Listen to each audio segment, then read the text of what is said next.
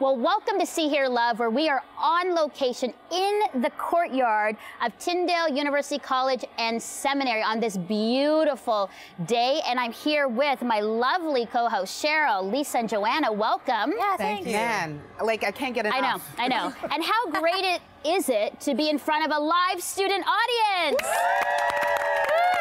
We did not practice that a bit, did we? No. And I love the energy with that. And I love all these great students. It's great to be around students. It's sort of like upped our energy, and it's so great. And we love Tyndale. I mean, I went to school here at Tyndale. You went to school here at Tyndale, and I just love this campus. And I have to say a little bit about this facility. It's 56 acres. It was built in the 1950s for the Sisters of St. Joseph. And they were known in Toronto because they were really made a big impact on Toronto in education and healthcare. I love that the sisters made an impact that way. And in 2015, Tyndale bought this campus from the sisters, and we get the benefit of doing a show here today, and I love it.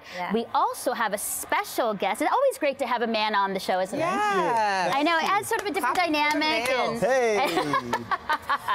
Kevin White, who, Kevin, I have to say, you are a graduate from the Youth and Family Ministries from Tyndale Theological Seminary. That's right, that's right. And what do you specialize in? What is your... Right now I'm doing student ministry, so I work with students ages 11 to 17 and grades 6 to 12. So that's my passion.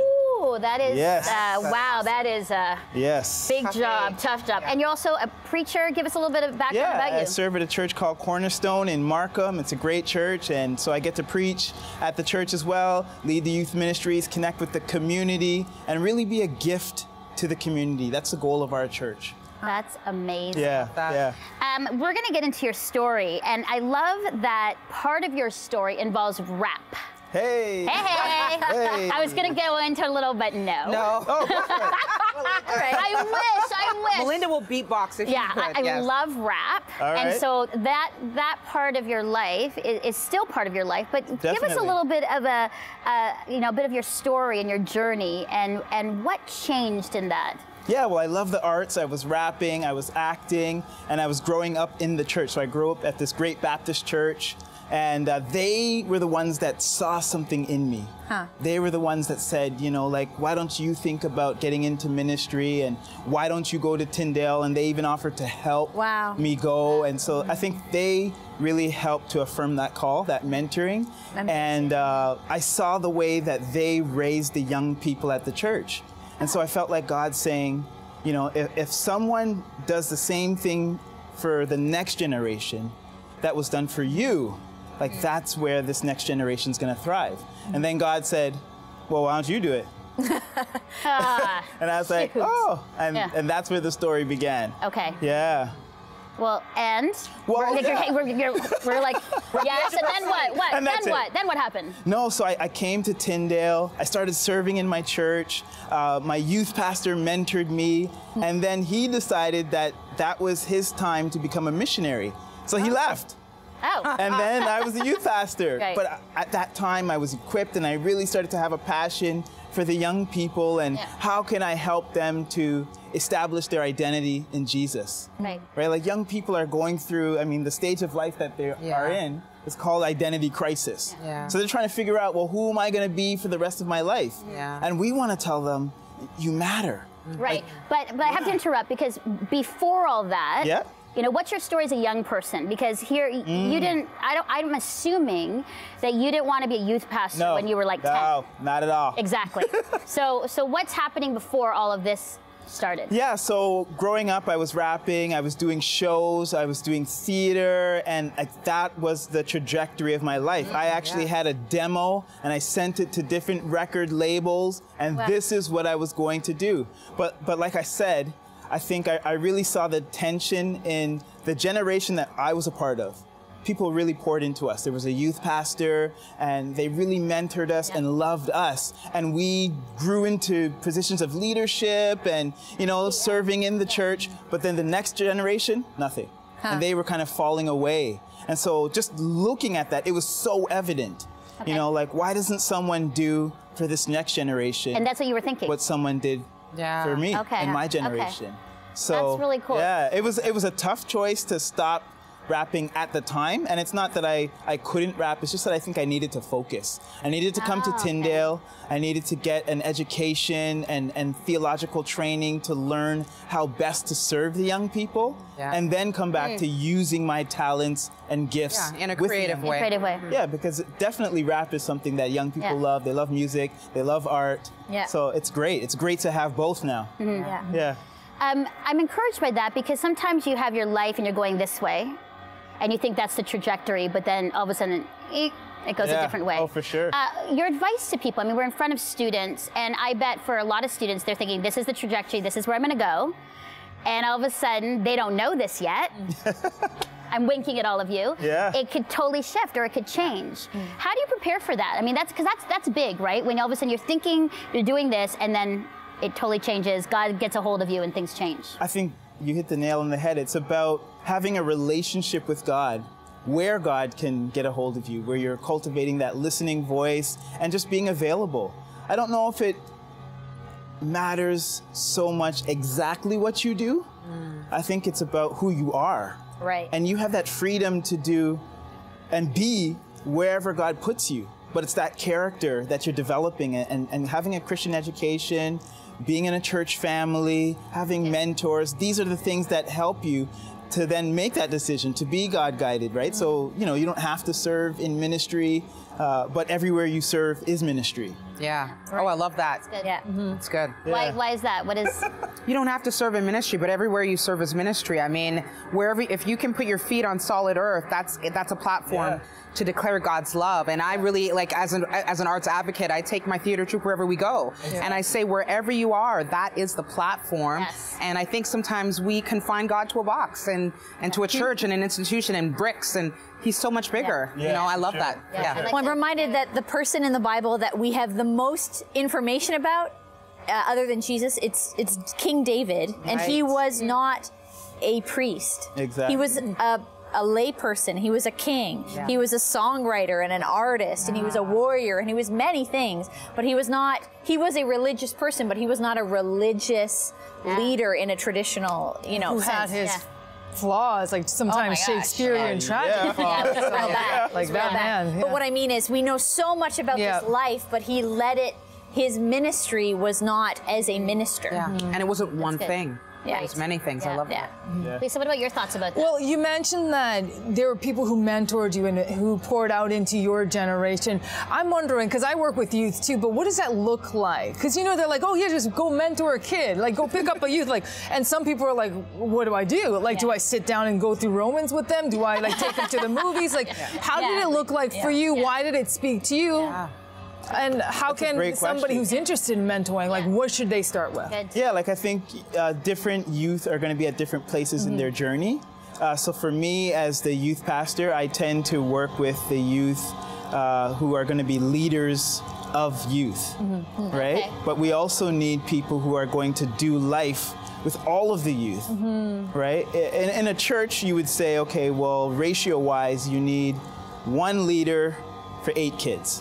Right? But we're saying, no, you need 5 adults for 1 kid. So what would that look like if a student had 5 different people mentoring them?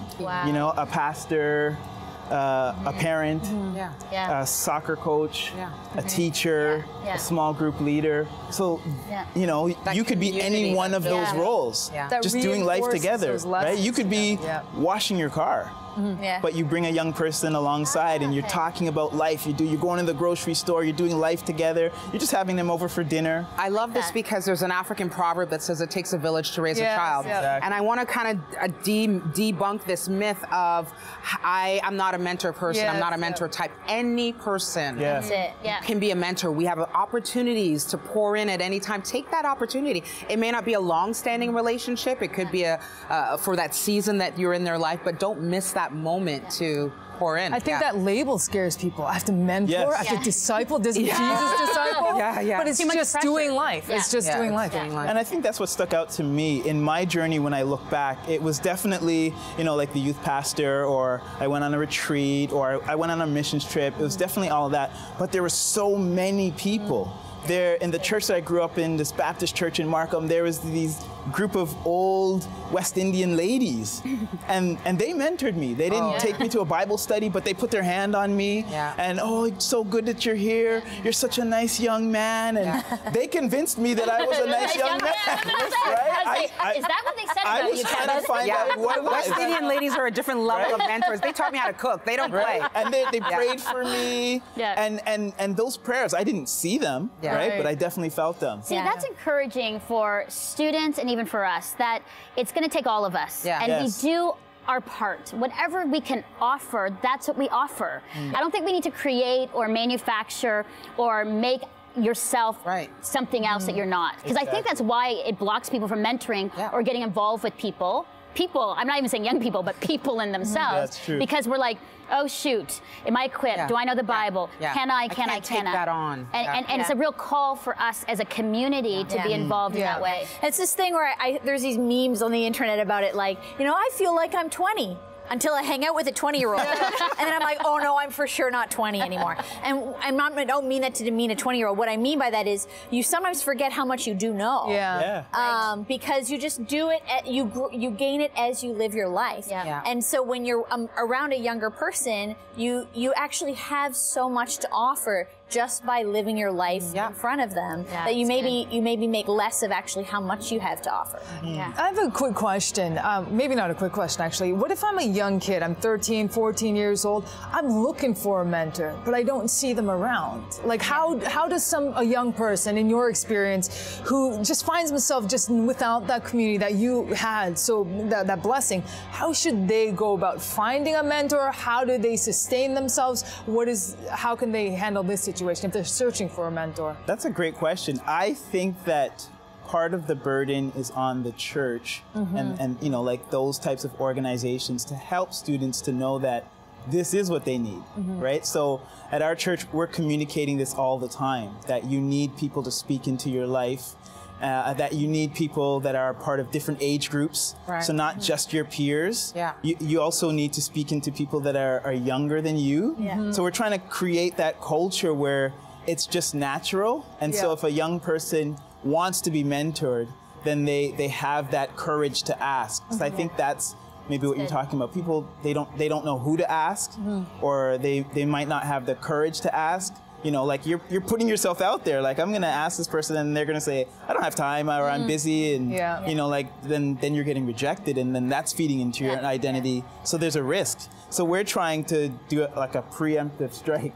We're trying to create that culture where people are looking to be mentored and seeing themselves as a mentor. So for young people, I tell my young people to mentor younger people. So we don't wait for a grade 6 student. That's empowering. To get to high school, or to get to college or university, or to be an adult. Like, if you're in grade 6, you can mentor your peers.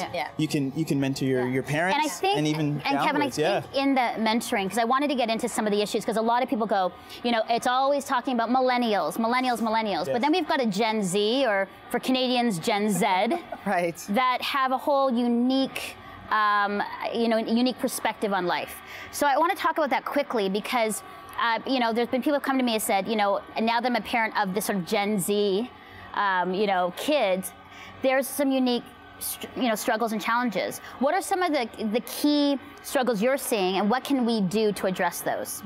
If you can say that in like less than, well, 5 minutes. If I were speaking to parents, I would say that, like, just like yourselves, your kids are really busy, right? When you think about the shift that a kid nowadays has to do, I have to get up early to go to swimming at 6, then I go to school all day, then I come home, I have homework, and then I'm rushed off to tutoring, and then, violin practice, and then taekwondo, and then I'm going to bed at 11, 12, 1 o'clock. So, like, if that was us working a 12, 13-hour shift, we'd burn out. We'd burn out. Right. So these kids are burning out. Right? They're just so tired. Wow. So they're so busy. They don't have space, right? And if you think about our faith, like, Christianity is something where you need space. Right. You need Sabbath. You need time to sit and reflect and meditate. But, this is not even talking about social media. Right. This is just talking about their actual life. So are you saying that with that, to take out a few of those things, or to allow the space, like, don't nag, because I know every young kid's going, see, Mom, now don't nag me to do more at home because I need my space. Like I can see every kid kind of saying that, you know, that they're busy like us. Yeah. But what would you say, take some things out or ensure that you insert those rest times for them? What's a practical thing? I think it's a bit of both. Okay. Like, yeah, I think that students would definitely benefit by doing less. Okay. Yeah.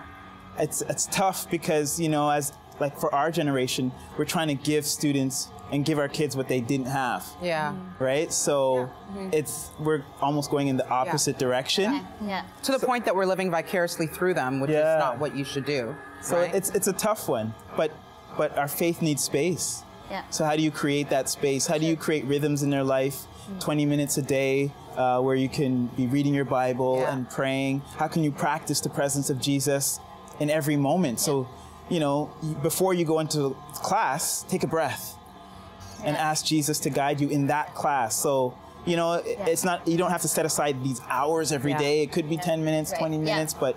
And you know, I just want to quickly talk about, you talk about challenges with this generation, about the role that social media plays in their lives. I feel like we need to recalibrate its place in the lives of these kids because they're literally finding their identity through social media. Would you not agree with that? Oh yeah, I have students where they post something on Instagram, and if they don't get 100 likes, they delete it immediately. Yeah. Right? Or it's not in the thousands. They're saying, I put something up there. How come you didn't like it? What, you're not my friend? Crazy. Did you see it? Did you see it? Yeah. Right? So this is where they're getting their identity from. And like our generation, people are posting their best lives. Yep. Not their real lives. Yeah. Right. So you have our filtered lives. Yeah, so they're comparing themselves to this life that's unrealistic. Yeah, exactly. And they're saying that's the image that I have to have. But in the same way, you know, we're talking about mentorship. Yeah. Well, we have to model better behavior. We do. I mean, like how many, I'm not a parent, but like how many parents are on their phones just as much as their kids? You're yelling at your kid to get off the phone, but you're not getting off the phone.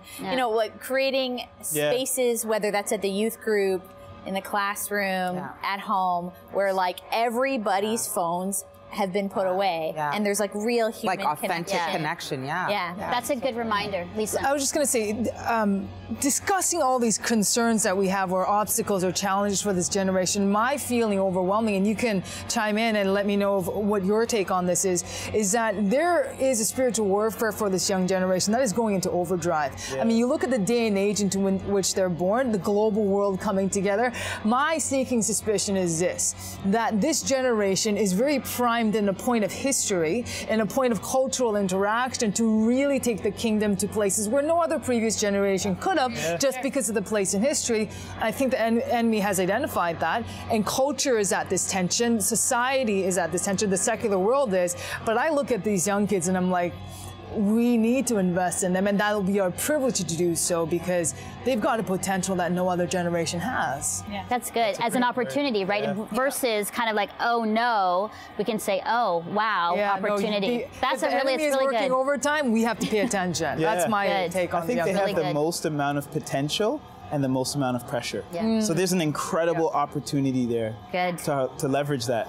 Yeah. Kevin, I want to now transition because, you know, you're talking about youth and how you're pouring out and mentoring, but in your own personal life with your marriage, you've had some struggle and hardship. And I think even for, you know, our audience to hear that, it's like, here you are a rapper, you're giving out, you're like the super pastor, and all the kids are like, hey, you know, there's Kevin, but within closed doors in your home, there's some struggle. And let's talk about that because I think, you know, marriage, we've talked a lot about marriage on our show, but we've never talked about some of the challenges with infertility that you and your wife have gone through as well. So talk to us a little bit about that journey for you. My wife and I have been married for 15 years. My wife was a teacher. She recently left that to sing and do music. But, you know, in terms of on paper, definitely the perfect couple to have kids. So, you know, 1 year, 5 years, 7 years, we're trying, doing surgeries, doing all these different things, and we're not able to have kids. So that was definitely a tough place to be. And especially for my wife as a woman, she was in a clinical depression, went to counseling, was mentored by pastors in our church and different friends and family, but it was a tough journey. And I would say it's probably the toughest thing I've been through. And it's the kind of thing that you would never wish on anyone. At the same time, it's where we have experienced God in the deepest way. Wow. Right? Yeah. You know, I always say that storms make the greatest teachers. I would love to know, what do you know now on the other side of this that maybe would be a good lesson for us to know? Well, for starters, you know, you think of the story of Job, and, you know, to boil that down, can a person go through the storm and make it? Yes, they can. He did, right? And, you know, for me, I'm another example. My wife is another example. Can a marriage, can a faith, can a person go through the storm and make it? Yes, they can. I'm not going to say it was easy. It wasn't the most fun I've ever had, but our marriage is deeper because it's more intentional. Our faith is, we had to rip our faith apart and rebuild it. Wow. But we have a faith that is now deeply rooted and can withstand the storms of life. So it's possible. Marriage is hard work, but it's worth it. When you were going through, you know, the struggle of infertility, what did community do to help you? And I say that because for us, I want to be that person that when a couple struggles with that and goes through that, and I've had a number of friends who have, what is the best way for us to be a community that loves and cares in this situation? That's a great question. Can I start by saying some of the things not to do? Yes, let's do that. Let's not to do and then what to do. You know, we had a lot of people, and I think it's such a complex and mysterious journey, and there are many couples for whom it does work out. So we don't know how the story's gonna end. But, you know, we had a lot of people that just came and said, hey, you're gonna be fine. You know, God's gonna give you a baby. I know. Remember? Abraham? Yep. Sarah? Yep. And you're just like, okay, well, it could happen, and we're praying that it happens, and we're trusting that it's going to happen, but we don't know. And we're trying to have a faith that is going to last whether it happens or not. That's right. Like Shadrach, Meshach, and Abednego. Yeah. Like we're gonna go into the fire. Yeah. And our Even God if can he- deliver us. Yeah. But even if he doesn't, That's it. right? Yeah. So your faith isn't hanging on the child, it's hanging on God. And that's the difference. I think for me, I always love to hear someone who's in the middle of a story. Yes. Because you can get to the end of the story and say, this is how God showed up and Jesus showed up, but I want to know how to act in the middle of a story because we're in the middle of our stories and we don't know if it's going to work out. Right? So I think that you need different people in your lives, just like the mentoring piece that we were talking about. So in our example, we had a pastor, one of the pastors at our church, and he really mentored us and really mentored Steve, really mentored my wife. And then we had a person that literally came and sat on the couch with my wife. She was crying, and he would just sit there and watch a TV show, not say a word, and then leave. So they didn't say anything to her, didn't need her to be anything, just was present, right? Just like Job's friends in the beginning. Just sat there. I came and I was the person in my wife's life who we just had fun. So I didn't try to pastor her. I didn't try to counsel her. We just had fun. And you just need different people in your life to come beside you and be present. I think of the psychological study of a person who has been being told they have to climb a mountain and they have this big backpack on and they're asked how heavy it is. And they give their answer. And then they take another group of people and they have that same backpack on, the same weight, got to climb the mountain, and all they do is bring someone who's going to stand beside them. Wow. They don't carry the weight. They're not doing any of the work. They're just going to stand there with you. And consistently in these studies, they find that the weight that say the backpack is half. Just because there's someone standing beside them who isn't doing anything other than being there. I'll be that person to stand. It's the person who's going to sit on the couch with you. That's the Christian journey. Because of the faith that we have in Jesus, the one thing we're not is alone. That's it. And if you can be a person that can communicate that to another person, that's what they need. Kevin, there's a verse you brought, Matthew 6:33, that's like a life verse through all of the things that you've journeyed with and through. Share that with us, Matthew 6:33, and why. Seek first the kingdom of God and his righteousness, and everything will be added to you as well. So for me, You know, when I was a little kid, I was searching for girls. That's what I was searching for. You know, searching for girls. when I became a little bit older, I was thinking about rapping and, you know, the arts and stuff like that. And girls. And girls. But Just be honest, where it really right? turned for me is when I became a literalist, and I said, I'm going to put God first, seek him and his kingdom, and then trust that he's going to take care of me and all the other things. And what he did was he gave me my calling at that time. He provided me with a beautiful wife, and things did come my way after putting him first.